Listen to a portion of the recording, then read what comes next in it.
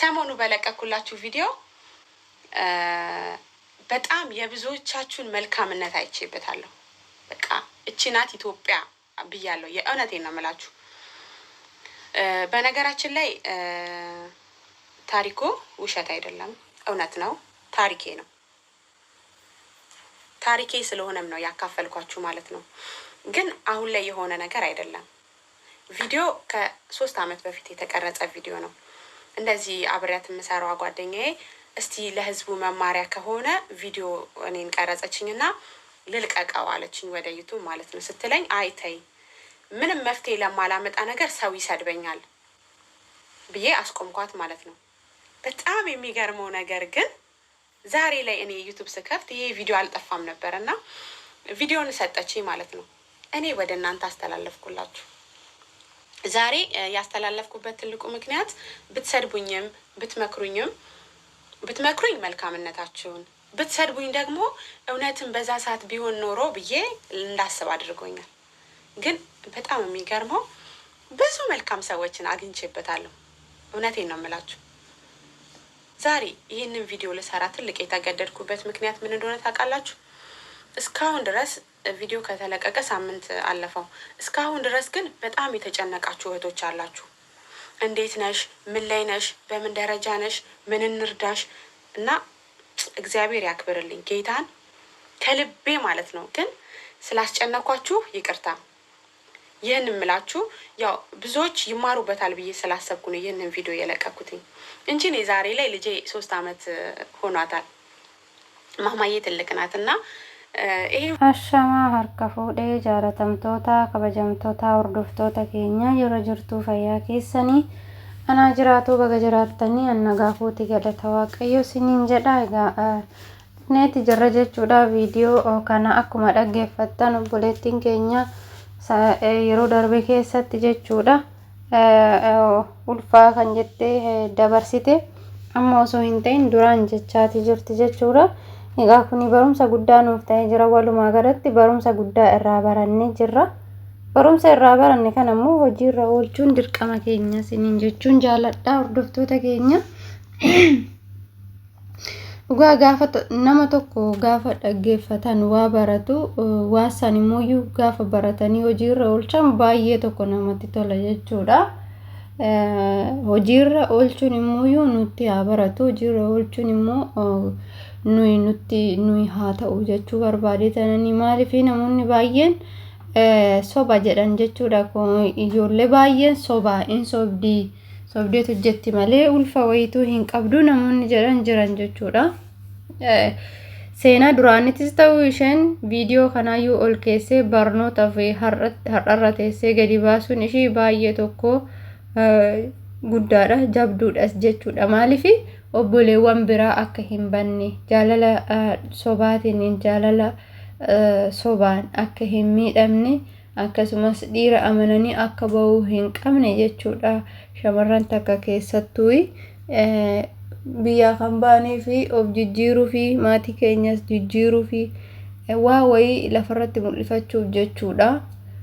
Kan humna keenyas waan hunda qilleensa biyya Oromaa jechuudha. Kan nuuf ta'us jira, kan nuuf hin taanes jira. Akkasuma gaafa biyya keenyattis gallees immoo qilleensi biyya namaatii fi qilleensi biyya keenya gaafa wal argate dhibeerra kan nu buusu hedduu keenya jira jechuudha. Kanaaf sassan laallee nuti immoo seeraan hojjetachuu qabna jechuudha. Amma obboleettiin keenya kun biyya geessee daa'ima ishii achitti deessee achi immoo daa'ima ishii wajjin daa'ima ishii gaattee ammas deebite jechuudha gara biyya baqaatiitti. Maaliif hojjettee of jijjiirtee daa'ima ishiitis guddisuu fi amma kan deebite amma immoo guddattee balleessaa ishee sanarraa barattee balleessaan kun kiyyaa nam baasne tanaan dura. Kanaafuu obboleewwan kiyyasii namoonni akkanaa jiraachuu danda'u jettee seenaa dhugaa ishee kana viidiyoo ishee kana gadi baaste jechuudha YouTube ishiit irratti.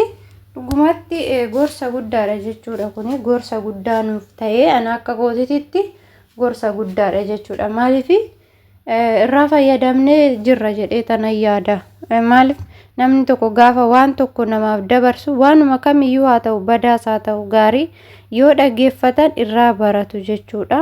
Irraa barataniiti akka hin dogoggorre of eegu jechuudha. Of eeggannoo gochuun immoo nurra jiraata jechuudha. Maaliif biyya namaa keessa jirra irrakkannaa namni nu jaalanne sun nu dhiisee deema.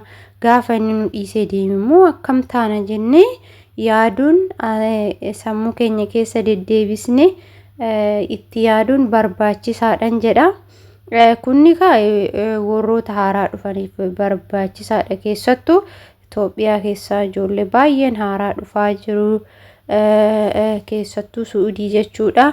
Baay'inaan ijoollee haaraatu guute.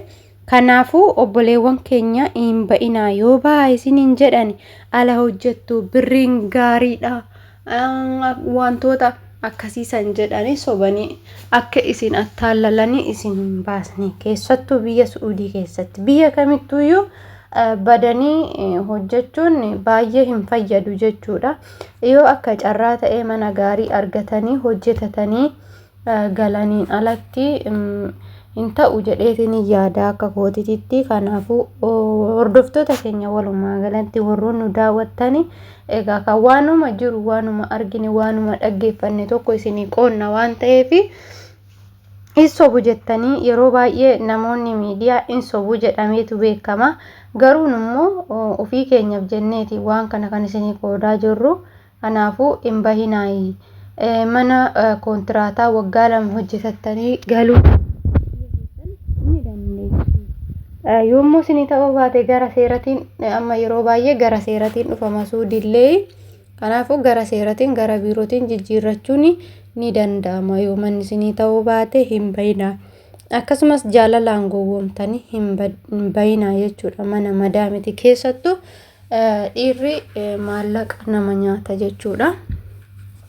Kanaaf tanaan durallee seenaa wayii isinii himin ture. Obboleettiin keenya tokko baatee waggaa 7 akka fuudhuu godhe jechuudha.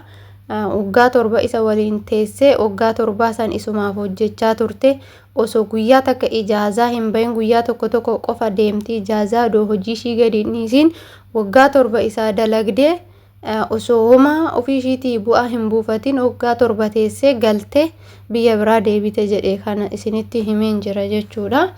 Kanaafuu hin bahinaa. Dhiirri akkanattis ilmoo qofaa osoo hin ta'in ishiin haraa carra qabeettidha. Daa'ima kana argachuu ishiititti ittiin of yaadatti isinii galee ittiin of yaadatti, ittiin waan dogoggora ishii san yaadatti, ittiin nama gorsiti jechuudha. Ishiin amma daa'ima kana garuu kan maallaqa nyaatame kuni tarii namni soba jechuu danda'a.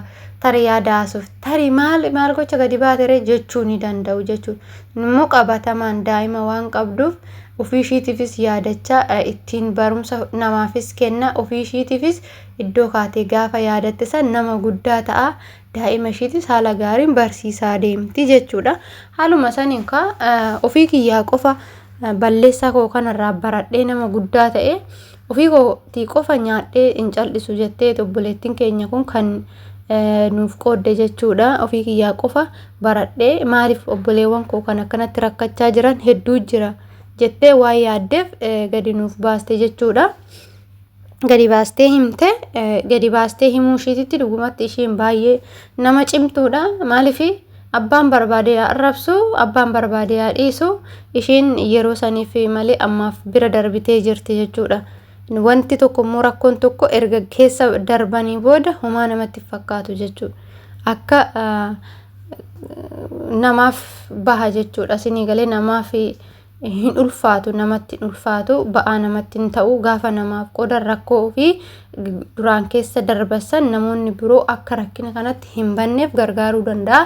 Kanaafuu isinillee viidiyoo kana laayikii, sheerii gootanii namoota hin dhageenye, namoota hin argine, namoota wanta kanaan amma reefu gana koottu gadi bahi hojii hojjettaa, koottu gadi bahi akkana taata, koottu gadi bahi ala yoo hojjetti of jijjiirtaa namoonni jedhamanii mookfamaa jiran, gowwoomfamaa jiran jiraachuu danda'u waan ta'eef namoota akkasiisan dhaqqabsiisatu hin ba'inaa.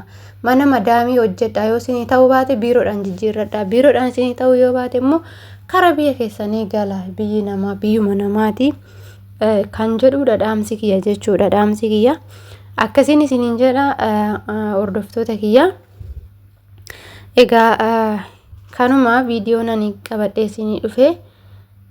Namni gaafa waan tokko haasa'u walirraa barataan dhugaa waa baay'ee irraa baradhe jechuudha. Obboleettii kana isinis immoo hamma danda'ameen kinoo warri afaan Oromoo afaan Amaaraa hin beeknillee hamma danda'ameen isinitti himaan jira.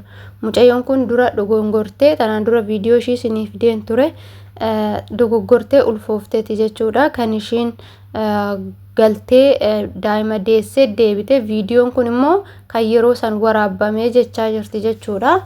Kun immoo dhugaa barumsa guddaadha. Kanaafittuu hin ba'inaa mana ijaazaa mana kontiraatatii baatanii mana kafiila xalabaa keessaniiti hin ba'inaa isiniin jechuun jaaladha. Hundumti keenya manuma madaamii keessa hojjetannee gallee biyya keenya keessatti immoo hojjetachuu hin dandeenya. Yoo barbaanne immoo gallee biyya biraatis deemuu hin dandeenya jechuudha. Keessattuu warroonni biyyoota akka Suudii akka Dubaayii kanneen keessa jiraniitu irra baheetoo wantoota garagaraatiif saaxilama jechuudha. Maaliif baay'ee duraanfaa baay'ee firiidha jechuudha. Suudiin amma xiqqoo jabaate Dubaayis amma baay'ee jabaachaa jira jechuudha. Waraqata malee iddoo iddootti socho'uu hin danda'anii haala kanaan jechuudha Dubaayii kan jiru. Kanaafuu kanarraa of haa eegnu. Dursinee rakkoon tokko osoo namatti hin dhufiniin booda dura dursinee of eeggachuu gorsa dhaggeeffachuu maaltu jira hordofuudha jechuudha. Malee callisneetuma namni tokko nu gowwoomseef kaayyoo biyyaa baanee fi dagannee too rakkoo hin taane irra gaafa buunu tarii ishiin carraa biyya galuutu argattee jirti ta'a. Argattee galtee lammata deebite tarii namni immoo argachuu dhabuu danda'a. Carraan tokko tokkoof hin ta'u waan ta'eef kanarraa of eeggachuutu nurra jiraata isiniin jedha. Walumaa galatti viidiyoon kiyya har'aaf qabadhee dhufe kanuma fakkaata. Iddoo dogongora kootii immoo dhiifama naaf godhaa isiniin jecha. Gaafii yaada yoo qabaattan koomentii jalatti nu barreessuu ni dandeessu. Nutis immoo yaada keessan gaafii keessan laallee waan deebii isinii kenninu ta'a jechuudha. Horaa bulaa.